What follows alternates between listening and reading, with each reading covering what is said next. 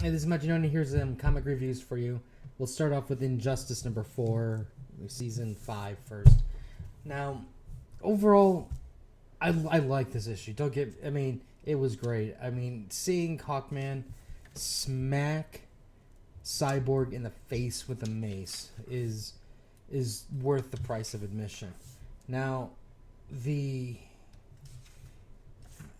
there's a couple things that are really going on here. One is you have Catwoman basically bowing out because she's like, I don't do causes, and this is getting a little scary. Since she got kidnapped and was almost killed. And the other is you have Hawkman is coming back to Earth to bring Hawkgirl back because she's not even supposed to be on Earth, and they basically decided to stay out of this war. So there's a little fight between the two. Surprisingly, Hawkgirl wins. And now the reason why I'm saying surprisingly is the fact that, like Hawkman and Hawkgirl, whatever, they're both equally skilled fighters. But Hawkman's they're, I guess I'm saying is like Hawkman's no pushover. And they make this fight, while it's a little bit brutal, pretty quick and pretty decisive loss. And I'm kind of like, that's really disappointing.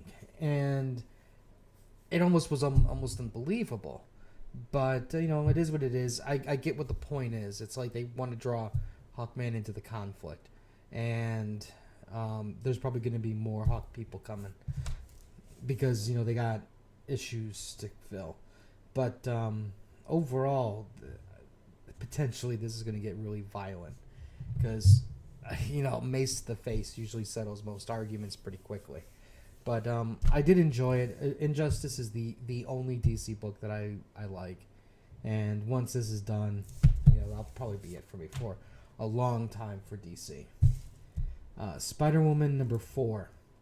The pregnancy continues. Actually, pregnancy concludes in the fastest birth scene I've ever seen in my life. But in a sense, don't let that scare you, because this was just... I'm telling you guys, this was just a really entertaining issue. The art was fun. Yeah, she got pregnant. And yeah, she had the birth really quick. But part of me is actually kind of glad that they didn't drag this on for a billion issues type thing. And, of course, we still don't know who the father is. But, my guess is it's, Carol, because let's be honest, she gets... Let's put the facts together here. One, she gets a promotion. They're good friends. Carol gets a haircut, costume change. Next thing you know, Spider-Woman's pregnant. Makes sense, But overall, this was just a really, really fun read. The pregnancy part was fun. The birth scene was fun. And then right after the birth, Spider-Woman goes right into action hero mode and just decimates the Skrulls. And I'm making light and not really giving this book the proper credit that it deserves, in the sense that, when you hear, okay, she just gave birth and then she went up fighting, how is that possible? They explain some stuff along the way. I just don't want to go into all the details and ruin every aspect of this book, but it was really, I'm telling you, this is just a fun read. I will probably buy the trade, because it was just, I think this is like one of those types of books where, you people have preconceived notions on how superhero stories are. And this is one of those types of titles where I can point to and say, look, this is different, try. And it's totally different, and it's fun. And that's the key. I think that for new comic readers, non-comic readers, in a way, this is like a good introduction, just because it's different. There's not a lot of baggage that you have to know ahead of time. All you have to know is Spider-Woman is pregnant, and then that's it. Oh, and she's friends with Captain Marvel. That's all you really have. And she hates the Skrulls. All of that stuff is made referenced, so it's not like you have to give a person education. But great read. Highly recommend it. Okay, now on to Thor. Mighty Thor, number 4.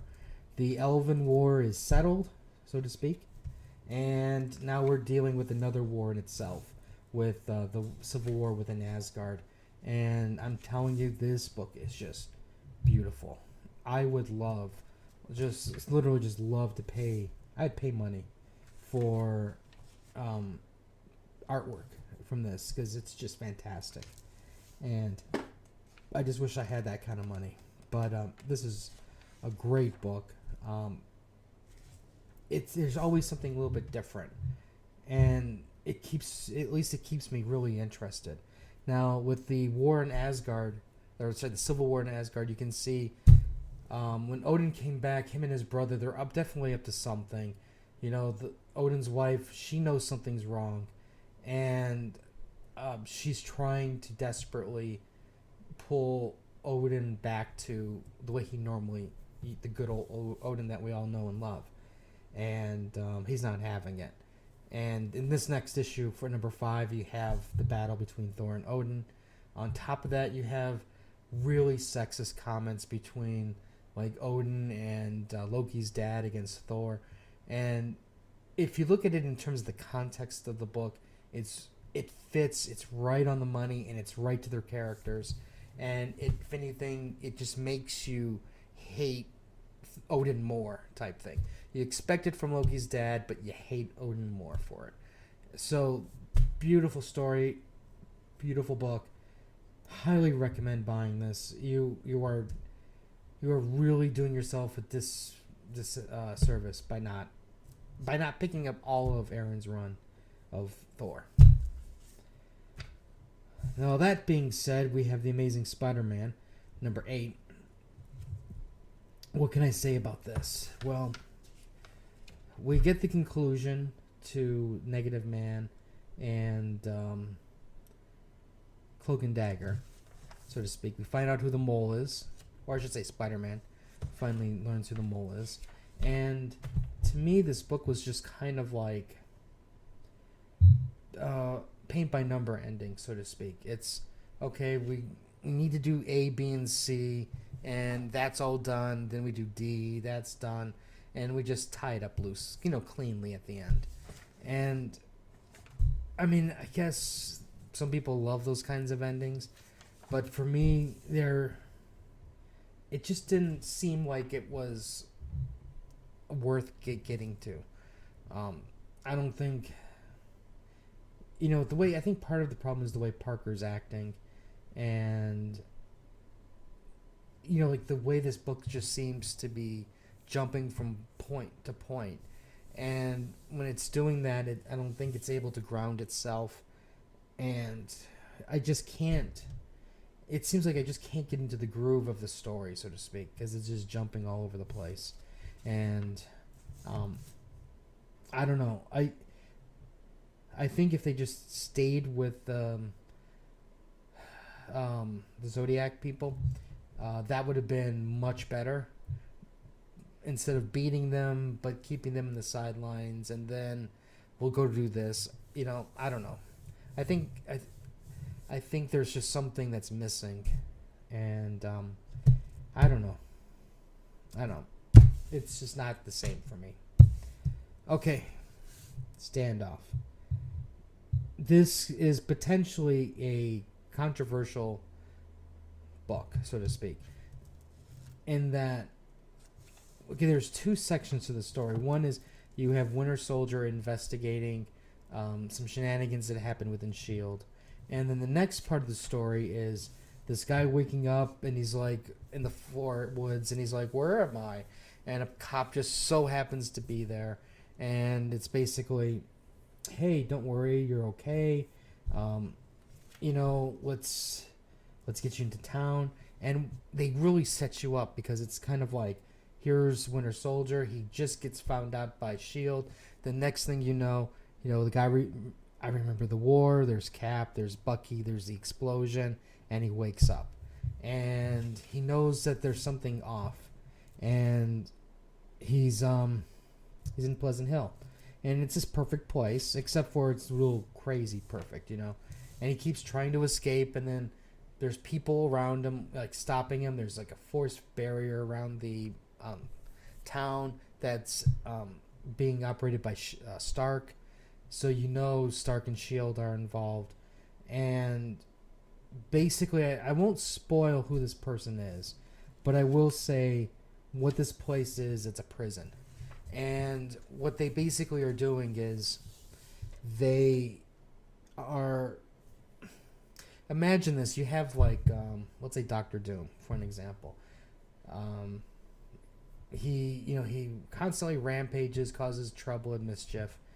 Finally, the Fantastic Four take him down, and what they do is instead of throwing him into jail, they brainwash him and throw him into this community, and everybody's fine. He doesn't realize his previous life. He doesn't realize he's got powers or anything like that. And he eventually, what normally happens is people try to break out, because it's like that's your natural reaction. It's like, I want to leave this area, and you find out you can't. So eventually, you just settle down and just live there, and you kind of succumb to the normality of this situation, and so this is where it gets controversial in the sense that what you're basically doing is you're taking a supervillain and you're brainwashing them and altering their mind to make them think that they're something that they're not. And there's ethics involved here. So I think it's like a really interesting start. It's a really good conversational piece, so to speak, where you can definitely see there's sides to, is this the right thing or is it the wrong thing to do? And of course you're going to combine that with the girl who can see the future type thing and prevent future crime. Do you go along with that route or not? So I think overall this is a really great start. I don't know how well this book is going to go, but the Civil War too, but I'm interested with it so far. Art's good. It's Bagley, so it's. The sad thing is there's one guy that looks just like Tony Stark, and I'm like, that's not Tony, but it certainly looks like Tony. But overall, other than that, great read, and I cannot wait until the Cat movie, and Deadpool was awesome. So anyways, like, share, let me know what you guys bought, what you liked. We'll have some more reviews later, and until next time.